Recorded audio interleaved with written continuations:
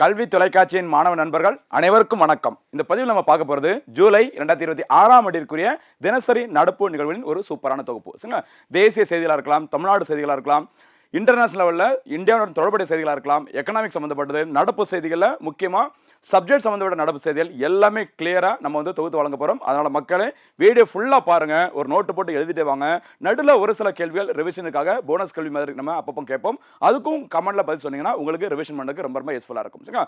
Group 2 group TA அந்த notification வந்தாச்சு. அதனால் நடப்பு செய்திக்கு நல்லா ஃபோக்கஸ் பண்ணுங்கள், தேர்வில் வெற்றி பெறுங்கள். ஆரம்பிக்கலாமா? இப்போ நம்ம பார்க்க போகிறது ஜூலை 2026 ஆண்டிற்குரிய தினசரி நடப்பு நிகழ்வின் ஒரு சூப்பரான தொகுப்பு. சரிங்களா? ஜூலை அப்படின்னாலே அந்த ஜூலை 1ஆம் தேதி ரொம்ப ரொம்ப ஒரு முக்கியமான தினம் போட்டித் தேர்வுகளை பொறுத்த வரைக்கும். சரிங்களா? அதில் ஜூலை 1ல் நிறைய முக்கிய தினங்கள் இருக்கு. என்னன்னு சொல்லி லைட்டாக பார்க்கலாமா? ஃபர்ஸ்ட் பாருங்க, தேசிய மருத்துவர்கள் தினம், நேஷனல் டாக்டர்ஸ் டே அப்படிங்கிறது இந்தியாவில் கடைபிடிக்கப்படும் நாள் ஜூலை 1ஆம் தேதி. அதற்கு காரணம் என்னன்னா, மேற்கு வங்க மாநிலத்தில் புகழ்பெற்ற ஒரு மருத்துவர், அவரோட பெயர் BC ராய் அவர்கள். அந்த BC ராய் அவர்களின் பிறந்த தினம் தான் இந்தியாவில் தேசிய மருத்துவர்கள் தினமாக கொண்டாடப்பட்டு வருகிறது. சரிங்களா? அடுத்து ரொம்ப முக்கியமான ஒரு தினம் என்னன்னு பார்த்தீங்கன்னா GST தினம். சரி, GST goods and service tax அப்படிங்கிற அந்த GST சட்டம் இயற்றப்பட்டது 2016. அந்த சட்டம் நடைமுறைக்கு வந்தது எப்பன்னு பார்த்தீங்கன்னா ஜூலை 1ஆம் தேதி 2017. ஓகேவா? அதனால இந்த ஜூலை 1ஆம் தேதி தான் பொதுவாக GST தினமாக கடைபிடிக்கப்பட்டு வருகிறது. ஞாபகம் வச்சுக்கோங்க. ஓகேவா? அடுத்தபடியாக SBI தினம், ஸ்டேட் பேங்க் ஆஃப் இந்தியா. சரியா? இம்பீரியல் பேங்க் ஆஃப் இந்தியா என்ற வங்கியை SBI என பெயர் மாற்றம் செய்யப்பட்ட வருஷம் 1955. அந்த SBI வங்கியானது ஜூலை 1ஆம் தேதி 1955 அன்று தேசியமயமாக்கப்பட்டது. அதனால SBI தினம் அப்படின்னா அந்த ஜூலை 1ஆம் தேதி சொல்லுவாங்க. கொஞ்சம் கவனிச்சுக்கோங்க. சரிங்களா?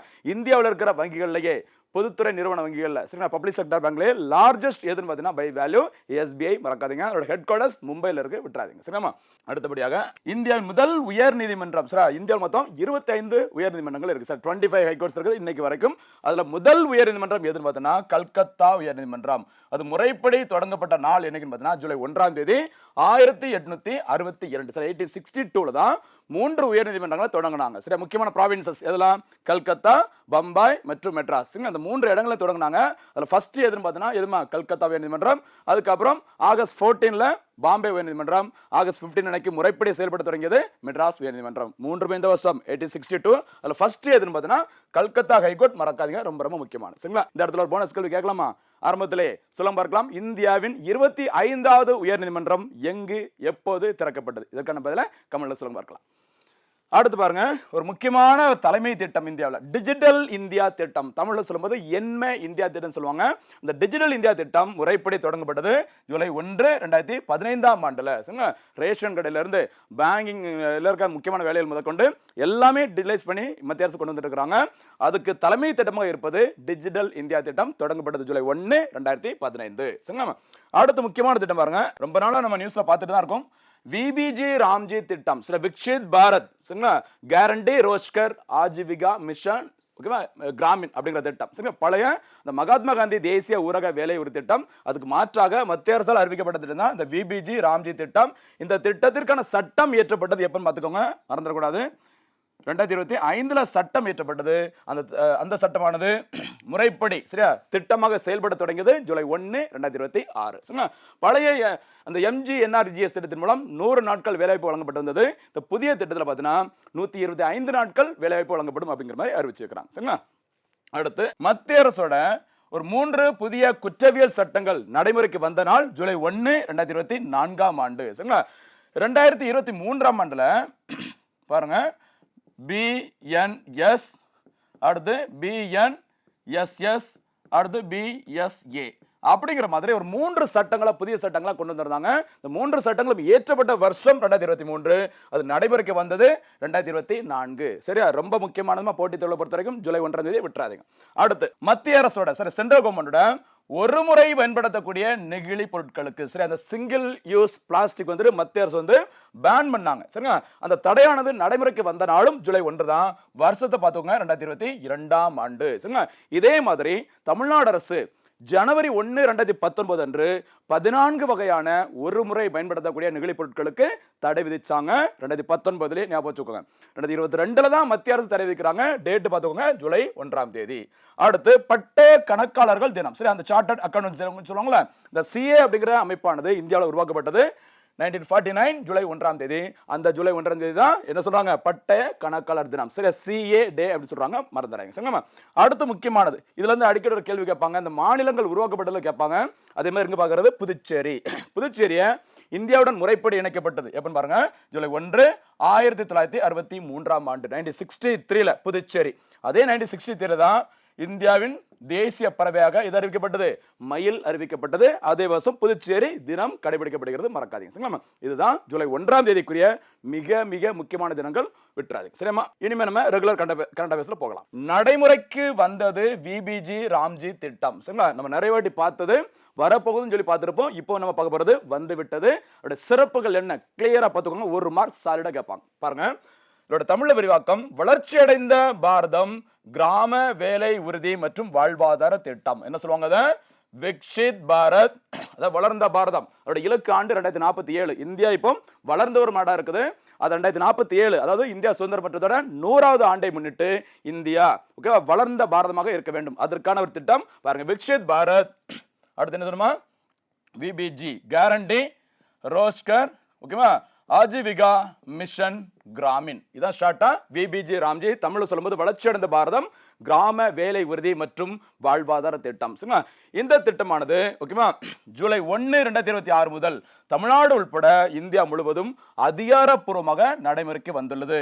மறக்காதீங்க, இது தொடர்பான சட்டம் இயற்றப்பட்ட வருஷம் 2025. ஒரு பெரிய ஒரு திட்டம் கொண்டு வராங்க அப்படின்னா, அல்லது ஒரு பெரிய அமைப்பை உருவாக்குறாங்க அப்படின்னா, அதுக்கு முந்தைய வருஷம் அல்லது கொஞ்ச நாளைக்கு முன்னாடி சட்டம் கொண்டு வந்திருப்பாங்க. அதுக்கப்புறம் பாராளுமன்றத்தில் குடியரசுத் ஒப்புதலை பெற்ற பிறகு நடைமுறைக்கு வரும். சரிங்களா, அதனால சட்டம் தெரிஞ்சுக்கணும், அது எப்போ நடைமுறைக்கு வந்திருக்கு அப்படிங்கிறதையும் தெரிஞ்சுக்கணும். சரிங்களா, அந்த வகையில் விபிஜி ராம்ஜி தொடர்பான சட்டம் 2025 திட்டம் செயல்பட தொடங்கியது ஜூலை 1 2026. ஓகேவா, இந்த திட்டத்தின் சிறப்பு அம்சங்கள் என்னன்னு சொல்லி பாருங்க. மகாத்மா காந்தி தேசிய ஊரக வேலை வாய்ப்பு அந்த திட்டத்தின் உறுதி திட்டத்தின் கீழ் வழங்கப்பட்டு வந்த 100 நாட்கள் அந்த வேலையானது இந்த புதிய விபிஜி ராம்ஜி திட்டத்தின் மூலம் 125 நாட்களாக உயர்த்தப்பட்டுள்ளது. சரி, அப்ப ஏற்கனவே 100, இப்போ 125. அது ஒரு முக்கியமான சிறப்பு. அடுத்து வேற என்னென்ன முக்கியமான சிறப்பு அம்சங்கள் சொல்லி பாருங்க. இந்த திட்டத்திற்காக வேலை கேட்டு விண்ணப்பிக்கும் நபர்களுக்கு சரி, அவங்க அப்ளிகேஷன் கொடுத்த நாள்ல இருந்து அடுத்த 15 நாட்களுக்குள் வேலை வாய்ப்பு வழங்கப்பட வேண்டும். சரிங்களா, அப்படி அவங்க வேலை வாய்ப்பை அந்த மாநில அரசு வழங்கப்படவில்லை என்றால் ஓகேவா அவர்களுக்கு வேலை இழப்பிற்கான உதவித்தொகை வழங்கப்படும் அப்படிங்கிற மாதிரியும் மத்திய அரசு இந்த திட்டத்தில் கூடுதலாக தகவலை சொல்லியிருக்கிறாங்க. ஓகேவா, அடுத்து முதல் 30 நாட்களுக்கு அறிவிக்கப்பட்ட தினக்கூலியின் குறைந்தபட்சம் 1/4 எவ்வளவு சொல்லியிருக்கிறாங்க, 1/4.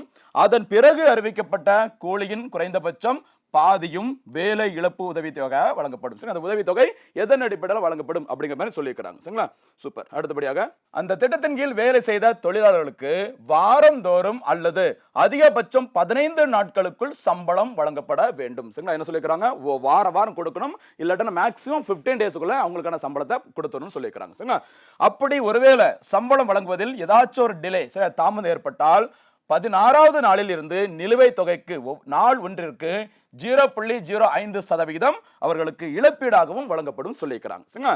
திட்டத்தில் பங்கேற்க விரும்பும் குடும்பங்கள் கிராம பஞ்சாயத்தில் பதிவு செய்து வேலை உறுதி அட்டையை பெற வேண்டும். இங்கதான் பதிவு செய்யணும், கிராம பஞ்சாயத்துல. அதுக்கு ஒரு ஐடி கார்டு கொடுப்பாங்க, அதை வச்சுதான் நம்ம இந்த வேலை வாய்ப்புல நம்ம பயன்பெற முடியும். இந்த அட்டையானது 15 நாட்களுக்குள் வழங்கப்பட வேண்டும். எப்போ அப்ளிகேஷன் கொடுக்குறாங்களோ அதுல இருந்து 15 டேஸ்க்குள்ள கொடுக்கணும்னு சொல்லியிருக்காங்க.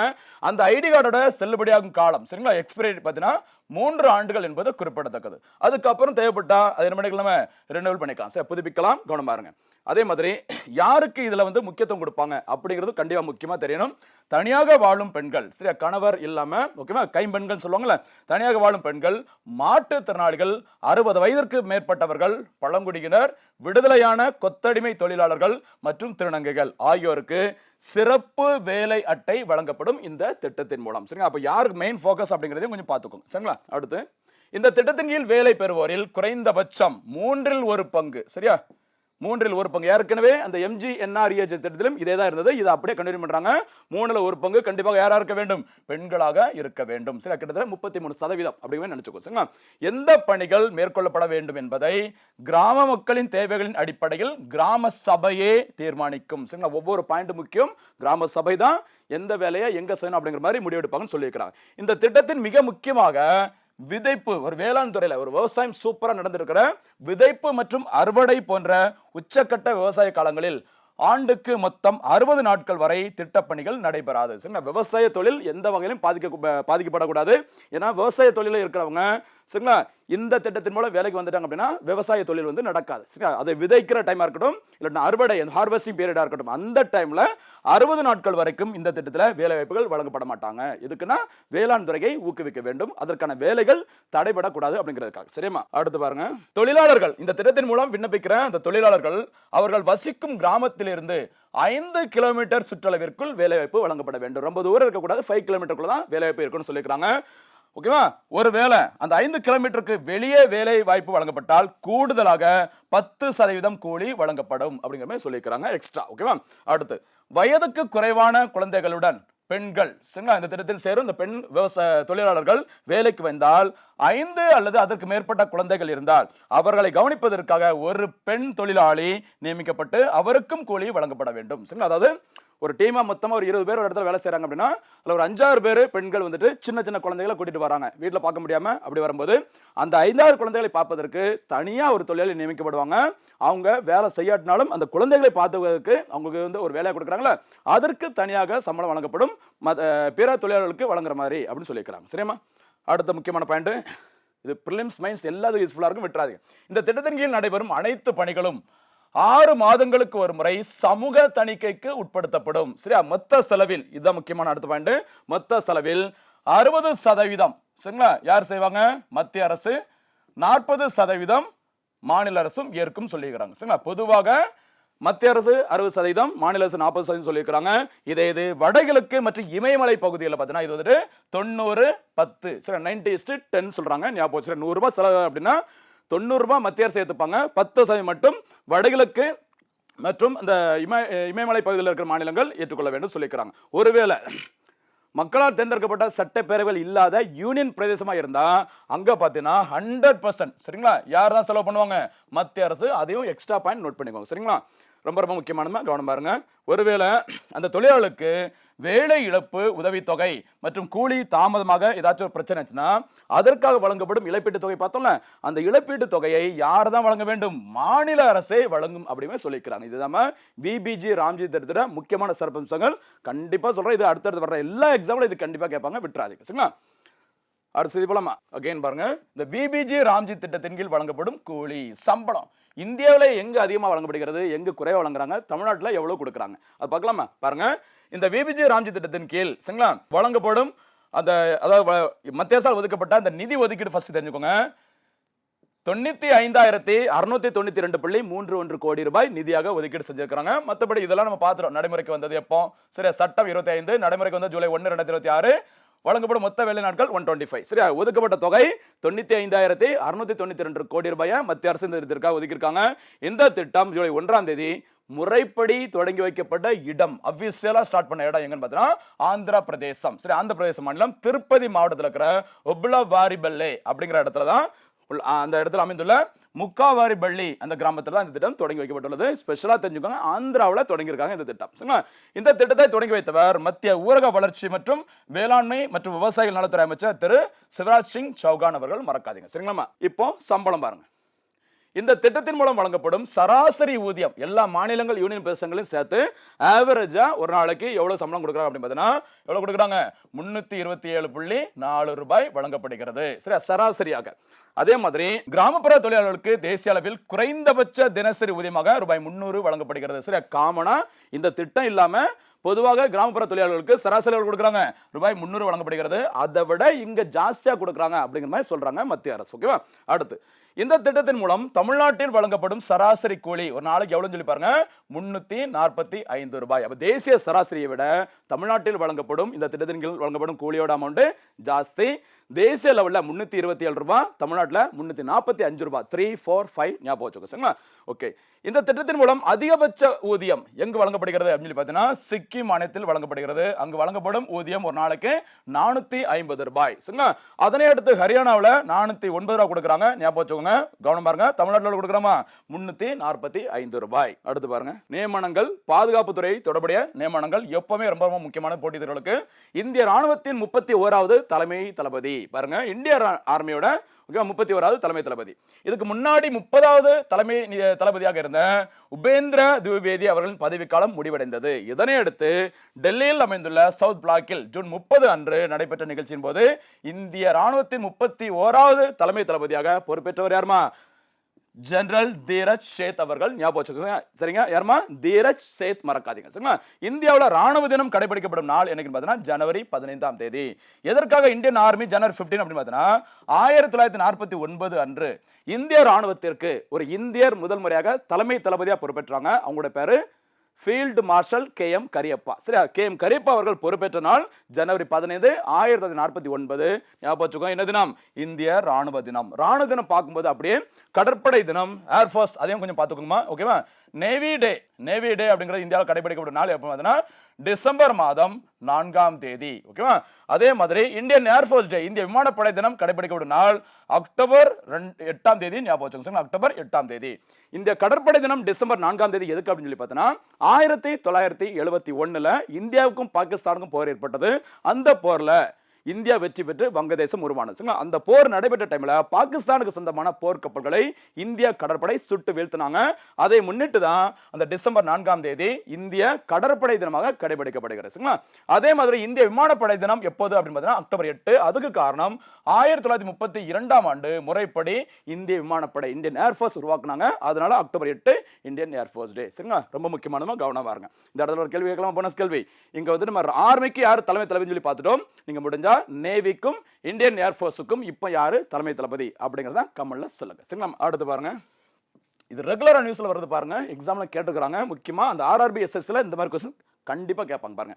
இந்தியாவின் UPI சேவை கிரீஸ் நாட்டில் அறிமுகம். சரி, UPI, ஓகேவா? யூனிஃபைடு பேமெண்ட் இன்டர்ஃபேஸ் அப்படி சொல்லுவாங்க. இதோட விரிவாக்கமா யூனிஃபைடு பேமெண்ட் இன்டர்ஃபேஸ்.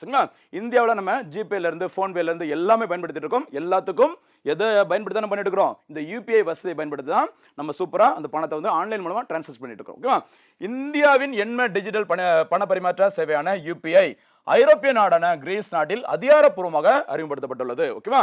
இதன் மூலம் இந்தியாவோட இந்த UPI சேவையை ஏற்றுக்கொண்ட உலகின் 10வது நாடு என்ற பெருமையை கிரீஸ் நாடு பெற்றிருக்கிறாங்க. ஞாபகம் வச்சுக்கோங்க. இதுக்கு முன்னாடி சிங்கப்பூர்ல இருந்து, சரிங்க, UAE, பிரான்ஸ், மொரிஷியஸ், நேபாளம், பூட்டான், கத்தார், இலங்கை, கம்போடியா இந்த மாதிரி நாடுகள் நம்முடைய UPI சேவையை வந்துட்டு ஏற்றுக்கொண்டாங்க. இந்த லிஸ்ட்ல 10th கண்ட்ரியா ஜாயின் பண்ணிருக்கிறது யாருமா? கிரீஸ். ஞாபகம் வச்சுக்கோங்க, மறக்காதீங்க. சரிங்களா? அடுத்து பாருங்க, இந்த UPI வசதி அப்படின்னா என்னன்னு சொல்லி பார்த்துக்கோமா. UPI அப்படிங்கிறது நம்ம ஆல்ரெடி சொன்ன மாதிரி யூனிஃபைடு பேமெண்ட் இன்டர்ஃபேஸ் அப்படி சொல்லுவாங்க. அதாவது ஷார்ட்டா UPI. இது அதிகாரப்பூர்வமாக தொடங்கப்பட்ட நாள் பார்த்துக்கோங்க. சரிங்களா? 11 ஏப்ரல் 2016 தொடங்கி இருக்கிறாங்க. கிட்டத்தட்ட 10 வருஷம் ஆயிருக்குது இந்த UPI திட்டம், வசதி தொடங்கப்பட்டு. ஓகேவா? இது யார் வந்துட்டு கண்ட்ரோல்ல வச்சுக்கிறாங்க? இது யாருக்கு கீழே இந்த UPI செயல்படுகிறது அப்படின்னு பார்த்தீங்கன்னா NP, சரியா, CI சொல்லுவாங்க, national payments corporation of India. இவங்க தான் இந்த ஆன்லைன் டிரான்சாக்ஷன் சம்பந்தப்பட்ட UPI சம்பந்தப்பட்ட எல்லா விஷயங்களையும் கட்டுப்படுத்துறாங்க. ஞாபகம் வச்சுக்கோங்க. சரிங்களா? ரொம்ப ரொம்ப முக்கியமானது, விட்டுறாதீங்க. பாருங்க, as of 2025 50% of the world digital transaction are conducted by India's UPI platform with over 250 billion annual transaction. சரிங்களா? ஞாபகம் வச்சுக்கோங்க. அதாவது வேர்ல்டு ஃபுல்லா நடக்கிற அந்த ஆன்லைன் மணி டிரான்சாக்ஷன்ல 50% யார எந்த வசதி பயன்படுத்தி செலுத்துறாங்களா? இந்தியாவோட UPI. எந்த வசதியோட நிலவரப்படி 2025. சரியா? இதுவும் ஒரு பெருமை. ஞாபகம் வச்சுக்கோங்க, ரொம்ப ரொம்ப முக்கியமானது. ஓகேவா? இதுல ஒரு வார்த்தை பாருங்க, UPI 123 pay. சரியா? UPI 123 pay. இப்போ நம்ம வந்து ஆன்லைன் மூலமா மணி வந்து டிரான்சாக்ஷன் பண்ணும்போது ஒரு ஸ்மார்ட் போன் தான் யூஸ் பண்ணுவோம். ஸ்மார்ட் போன் இல்லாம அந்த பட்டன் போன் இருக்குல்ல, அந்த பட்டன் போனை வச்சுக்கிட்டு நம்ம நெட் கனெக்ஷன் இல்லாம கூட ஆன்லைன் மூலம் டிரான்சாக்ஷன் பண்ண முடியும். அந்த வசதிக்கு என்ன பேர் சொல்லுவாங்க? UPI 123 pay. இது அறிமுகப்படுத்தப்பட்டது எப்பன்னு பாருங்க, மார்ச் 8ஆம் தேதி 2022 அன்று அறிமுகப்படுத்தப்பட்டது. ரொம்ப ரொம்ப முக்கியமானது. சாதாரண கிராமப்புற மக்களுக்காக தொடங்கப்பட்டது. என்ன பேரு? UPI 123 pay. மறக்காதீங்க. சரி, இதை தொடங்கி வைத்தவர் அப்போதைய இந்திய ரிசர்வ் வங்கியோட கவர்னர் திரு சக்தி காந்த தாஸ் அவர்கள். ஞாபகம் வச்சுக்க, மறக்காதீங்க. சரிங்களா? இப்போது தற்போது RBI கவர்னராக இருப்பவங்க சஞ்சய் மல்கோத்ரா அவர்கள். கவனமா இருங்க, 26வது கவர்னர். விட்டுறாங்க. சரிங்களா? அடுத்து போலாமா? சூப்பரான செய்தி பாருங்க, இந்தியாவின் விமானம் தாங்கி போர்க்கப்பல்கள். இது ரெகுலரா ரிப்பீட்டட் நியூஸ்ல வந்துட்டே இருக்கு பாருங்க. இந்தியாவில் என்னென்ன ஏர்கிராஃப்ட் கேரியர், சரி, விமானம் தாங்கி போர்க்கப்பல் இருக்குது அப்படி சொல்லி பார்க்கும்போது பயன்பாட்டில் இருக்குது. ஓகேவா? First INS Vikramaditya. சரியா, ஐஎன்எஸ் ஓகேவா, இந்தியன் நேவல் சர்வீஸ் சொல்லுவாங்கல்ல, அந்த ஐஎன்எஸ் விக்ரமாதித்யா இது ரஷ்யாவில் இருந்து வாங்கப்பட்டு, அதாவது 2004ஆம் ஆண்டு வாங்குறதுக்கு இந்தியன் கவர்மெண்ட் வந்து ஆர்டர் போட்டிருப்பாங்க. யார்கிட்ட இருந்து? ரஷ்யா பயன்படுத்திட்டு வேண்டான்னு வச்சிருந்த ஒரு விமானம் தாங்கி போர்க்கப்பல நாங்க வாங்கியிருக்கோம் சொல்லியிருந்தாங்க. ரொம்ப ரொம்ப முக்கியமானது, ஞாபகம் வச்சுக்கோமா. இந்திய கடற்படையின் தேவைகளுக்கு ஏற்ப இது மாற்றியமைக்கப்பட்ட ஒரு கீவ் ரக போர்க்கப்பல் சொல்றாங்க. சரியா, 2004ஆம் ஆண்டு ஆர்டர் போட்டுட்டு நம்ம வாங்கிட்டு 2013ஆம் ஆண்டு முதல் இந்திய கடற்படையில் முறைப்படி இணைக்கப்பட்டது எது? ஐஎன்எஸ் விக்ரமாதித்யா. ரஷ்யா இருந்து வாங்கியிருக்கிறோம். ஓகேவா, அதை விட முக்கியமான ஒரு போர்க்கப்பல் இப்ப பார்க்க போறோம். பாருங்க, ஐஎன்எஸ் விக்ராந்த் ரொம்ப ரொம்ப முக்கியமானது. பாருங்க, இந்த ஐஎன்எஸ் விக்ராந்தோட சிறப்பு என்னன்னா, இந்தியாவின் கொச்சி ஷிப்யார்ட், சரியா, கொச்சின் அந்த கப்பல் கட்டும் தளத்தில் முழுமையாக உள்நாட்டு தொழில்நுட்பத்தை கொண்டு உருவாக்கப்பட்ட முதல் விமானம் தாங்கி போர்க்கப்பல். சரி, அந்த இண்டிஜினியஸ்லி மேடுன்னு சொல்லுவாங்கல்ல, உள்நாட்டிலே தயாரிக்கப்பட்ட முதல் விமானம் தாங்கி போர்க்கப்பல் ஐஎன்எஸ் விக்ரமாதித்யா ரஷ்யாட்ட நம்ம வாங்கினது. இது இந்தியா தொழில்நுட்பத்தை பயன்படுத்தி இந்தியாவே உள்நாட்டிலேயே எங்க தயாரிச்சிருக்காங்க? கொச்சி கப்பல் கட்டு தளத்தில் உருவாக்கப்பட்டது. அதோட பேர் தான் ஐஎன்எஸ் விக்ராந்த். ஞாபகம் வச்சுங்க, ரொம்ப ரொம்ப முக்கியமானது. இந்த கப்பலானது 2022ஆம் ஆண்டில் இந்திய கடற்படையில் அதிகாரப்பூர்வமாக இணைக்கப்பட்டது குறிப்பிடத்தக்கது. அடுத்து ஐஎன்எஸ் விஷால். சரி, எல்லாம் விபின்னு வருது பாருங்க, விக்ரமாதித்யா விக்ராந்த். இங்க பாக்குறது என்னமா? ஐஎன்எஸ் விஷால். ஓகேவா, இதுவும் எங்குதான் உருவாக்கப்பட்டு வருகிறது? கொச்சி கப்பல் கட்டும் தளத்தில் உருவாக்கப்பட்டு வருகிறது. இந்திய கடற்படைக்காக திட்டமிடப்பட்டுள்ள, இன்னும் முழுசா ரெடி ஆகல, அதற்கான ப்ராசஸ் போயிட்டு இருக்கு. திட்டமிடப்பட்டுள்ள அதிநவீன இந்தியாவின் மிகப்பெரிய உள்நாட்டு விமானம் தாங்கி போற கப்பல் என்ன பேர் சொல்லியிருக்காங்க? ஐஎன்எஸ் விஷால். ஞாபகம் வச்சுக்கோங்க, ரொம்ப ரொம்ப முக்கியமானது. இது கிட்டத்தட்ட 65,000 டன் எடை கொண்டது. இன்னொரு சிறப்பு என்னன்னா, இது அணுசக்தி மூலம் இயங்கும் தன்மை கொண்டது. சரி, நியூக்ளியர் பவர்ல இது வந்து இயக்க முடியும் சொல்லிக்கிறாங்க. இதை ஐஎன்எஸ் விஷால். ஓகேவா, அப்ப INS Vikramaditya, INS Vikrant, INS Vishal மூணுமே என்னது? விமானம் தாங்கி போர்க்கப்பல்கள். கவனமா இருங்க. சரிங்களா, அடுத்த முக்கியமான செய்தி ரொம்ப ரொம்ப முக்கியமானது. சாகித்ய அகாடமி விருது பெற்ற புகழ்பெற்ற கவிஞர் திரு புவியரசு அவர்கள் காலமாயிருக்கிறாங்க. சரியா, யாரு காலமாயிருக்காங்க அப்படிங்கிறத விட ஒரு செய்தியில வந்திருந்தாங்க அப்படின்னா அவங்க எந்த ஆண்டு அந்த விருதை வென்றாங்க அப்படிங்கிறது ரொம்ப முக்கியமானது. பாருங்க, சாகித்ய அகாடமி விருது பெற்ற எழுத்தாளரும் கவிஞருமான திரு புவியரசு அவர்கள் கோவையில் காலமானார். சரி, அவரோட பிறந்த இடங்கள் மாதிரி உடுமலைப்பேட்டை இப்படி கேட்பாங்க. கவிஞர்கள், புகழ்பெற்ற நபர்கள், பிறந்த மாவட்டம், அதை கொடுத்து கூட மேட்ச் ஃபாலோவிங்ல கேட்பாங்க. கவனமா இருங்க. அவரோட இயற்பெயர் என்ன பார்த்தீங்கன்னா சு ஜெகநாதன். சரி, ஜெகநாதன் அப்படிங்கிறது அவரோட நிஜமான பேரு. அவருடைய புனை பெயர் தான் என்ன பேருமா? புவியரசு. ஞாபகம் வச்சுக்கோங்க, ரொம்ப ரொம்ப முக்கியமான. ஓகேவா, 2007ஆம் ஆண்டு வெளிவந்த புரட்சிக்காரன், என்ன பேரு? புரட்சிக்காரன் என்ற கவிதை தொகுப்பு மொழிபெயர்ப்புக்கான சாகித்ய அகாடமி விருதிற்கு தேர்வு பெற்றது. சரிங்களா, புரட்சிக்காரன் அப்படிங்கிற ஒரு டிரான்ஸ்லேட் பண்ண புத்தகத்தை எழுதியவர் தான் யாருமா? புவியரசு அவர்கள். இந்த புத்தகம் வந்து பார்த்தீங்கன்னா ஒரிஜினலா யார் இதோட ஆத்தர் அப்படின்னு பார்த்தீங்கன்னா காஜி நஸ்ருல் இஸ்லாம் அவர்கள். சரியா, பெங்கால் லாங்குவேஜ்ல, சரியா, வங்காள மொழியில் என்ன பேர்ல? தி ரெவல்யூஷனரிங்கிற பேர்ல ஒரு கவிதை வடிவத்தில் எழுதியிருந்தாங்க. அதை தான் புரட்சிக்காரன் அப்படிங்கிற பேர்ல டிரான்ஸ்லேட் பண்ணி எழுதியிருந்தாங்க. யாருமா? புவியரசு அவர்கள். ஞாபகம் வச்சுக்கோங்க. அதே மாதிரி இன்னொரு முக்கியமானது பாருங்க, புவியரசு அவர்களின் மற்றொரு கவிதை தொகுப்பான கையொப்பம். சரி, அது கவிதை தொகுப்பா, நாவலா, சிறுகதையா அப்படி கூட கேட்பாங்க. கவனமா இருங்க, விட்டக்கூடாது. சரியா, புவியரசு அவர்களின் மற்றொரு கவிதை தொகுப்பான கையொப்பம் 2009ஆம் ஆண்டுக்கான தமிழ் மொழிக்கான சாகித்ய அகாடமி விருதிற்காக தேர்வு பெற்றது. அப்போ புரட்சிக்காரன் டிரான்ஸ்லேஷனுக்காக, ஒரிஜினலா பார்த்தீங்கன்னா கையொப்பம், ரெண்டுமே யார் தான் எழுதினாங்க? புவியரசு அவர்கள். ஞாபகம் வச்சுக்கோங்க, கவனம் பாருங்க. சரிங்களா, இது தவிர இவர் எழுதிய முக்கூடல் எனும் நூலானது தமிழ்நாடு அரசின் தமிழ் வளர்ச்சித்துறையின் சார்பில் 2004ஆம் ஆண்டிற்கான சிறந்த நூல்களில் புதுக்கவிதை எனும் வகைப்பாட்டில் பரிசினை பெற்றது குறிப்பிடத்தக்கது. இன்னொரு முக்கியமான செய்தி எக்ஸாம்ல கேட்டது, இவர்தான் வானம்பாடி என்ற இயக்கத்தை நிறுவியவர் என்பது குறிப்பிடத்தக்கது. நிறைய எக்ஸாம்ல கேட்டுக்கிறாங்க. வானம்பாடி நிறுவியர்மா புவியரசு அவர்கள். நிஜமான பேரு ஜெகநாதன். அதையும் தெரிஞ்சுக்கோங்க, கவனமா இருக்கு. சரிங்களா, அடுத்த செய்தி போலாமா? பிரயாஸ் திட்டம். சரியா, பிரயாஸ் வருங்கால அரசு அதிகாரிகளே உங்களுக்கு தேவையான ஒரு திட்டம் பாருங்க.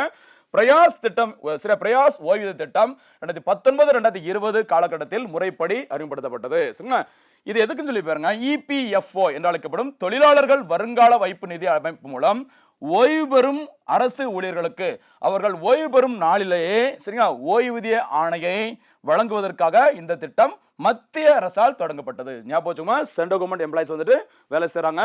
அவங்க வேலை செஞ்சு என்னைக்கு ரிட்டையர்மெண்ட் வந்து ஆகுறாங்களோ அந்த டேலே, சரியா, எல்லா ஓய்வூதியம் தொடர்பான பிரச்சனைகளை சால்வ் பண்ணி மொத்த தொகையும் அவங்களுக்கு செலுத்த வேண்டும். சரி, அவங்க ரிட்டையர்மெண்ட் ஆனதுக்கு அப்புறமா அந்த பென்ஷன் அமௌண்ட்டுக்காக பின்னாடி வந்துட்டு அலையக்கூடாது. அதனால அன்றைய தினத்தில் என்னைக்கு ரிட்டையர்மெண்ட் ஆகிறாங்களோ அன்னைக்கு எல்லா அந்த ஓய்வூதிய தொகையும் செலுத்த வேண்டும். அதற்காக அறிமுகப்படுத்தப்பட்ட திட்டத்தின் பேருமா பிரயாஸ் திட்டம். ரொம்ப ரொம்ப முக்கியமானது, கவனமா இருக்கு. சரிங்களா? அடுத்து போலாமா? ஹெல்த். சரி, சுகாதாரம் தொடர்புடைய ஒரு முக்கியமான செய்தி, ஆரோக்கிய சேது 2.0 செயலி. சரி, ஆரோக்கிய சேது 2.0 அப்போ ஆல்ரெடி இருக்குது இந்த ஆரோக்கிய சேது ஆப். பாருங்க, இந்த ஆரோக்கிய சேது, ஓகேவா, ஆரோக்கிய சேது அப்படிங்கிற இந்த செயலியானது முதலில் அறிமுகப்படுத்தப்பட்ட நாள் ஏப்ரல் 2ஆம் தேதி 2020 என்பது குறிப்பிடத்தக்கது. சரி, அதாவது COVID-19 டைம்ல, சரிங்களா, ஏப்ரல் 2ஆம் தேதி அறிமுகப்படுத்திருக்காங்க அந்த ஆரோக்கிய சேது அப்படிங்கிற செயலியை. இப்போ மத்திய அரசு ரீசெண்டா பார்த்தீங்கன்னா அதற்கான 2ஆம் கட்ட செயலியை, சரி, அதாவது வெர்ஷன் 2 அப்படிங்கிற மாதிரி அப்டேட் பண்ணி வெளியிட்டிருக்காங்க. சரிங்களா? சரி, இந்த பாருங்க, டெல்லியில் நடந்த நிகழ்ச்சி ஒன்றில் மத்திய சுகாதாரத்துறை அமைச்சர் திரு JP நட்டா அவர்கள் இந்த ஆரோக்கிய சேது 2.0 செயலியை முறைப்படி அறிமுகம் செய்து வைத்தார். சரிங்களா? பாருங்க, ஆயுஷ்மான் பாரத் என்ம திட்டம். சரி, ஆயுஷ்மான் பாரத் டிஜிட்டல் மிஷன் சொல்லுவாங்க. இந்த திட்டத்தின் கீழ் மேம்படுத்தப்பட்டுள்ள இந்த செயலி இனி வெறும் தொற்று நோய் கண்காணிப்புக்காக மட்டுமின்றி ஒவ்வொரு இந்தியரின் என்ம மருத்துவ நாள்காட்டியாக, அதாவது டிஜிட்டலைஸ், ஓகேவா, என்ம மருத்துவ நாள்காட்டியாக மாறவிருக்கிறது என்பது குறிப்பிடத்தக்கது. இதன் முக்கியமான 6 அம்சங்கள். சரிங்களா? இந்த 2.0 என்னென்ன சிறப்பு அம்சங்கள் இருக்கு அப்படின்னு சொல்லி பாருங்க. ஆரோக்கிய சேது 2.0 செயலியில் ஒரே கணக்கின் கீழ் பெற்றோர், சரியா, கணவர் அல்லது மனைவி மற்றும் குழந்தைகளின் மருத்துவ விவரங்களை இணைத்து நிர்வகிக்கும் வசதி கொண்டு வரப்பட்டுள்ளது. ஒரு ஃபேமிலியில் இருக்க அத்தனை பேரோட ஹெல்த் சம்பந்தப்பட்ட எல்லா டேட்டாவும் எந்த ஆப்ல நம்ம வந்து அப்லோட் பண்ணிக்கலாம், இந்த ஆரோக்கிய சேது 2.0 செயலி மூலமாக.